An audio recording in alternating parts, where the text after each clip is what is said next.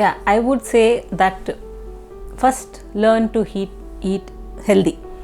Try to include more fruits and vegetables in your diet.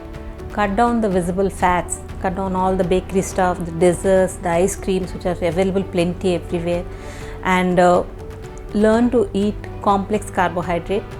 It's like your unpolished rice, whole wheat flour, and the different varieties of millets and cereals which are available. No need to go for the fad things like quinoa and all that, but whatever we have grown in the state and in the country, try to eat that.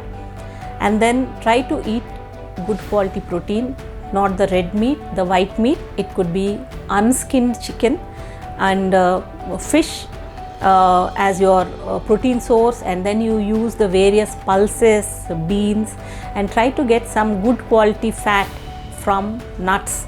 A handful of nuts is what is recommended daily, and cut down the amount of beverage you are taking, cut down the amount of tea, coffee, and the soft drinks.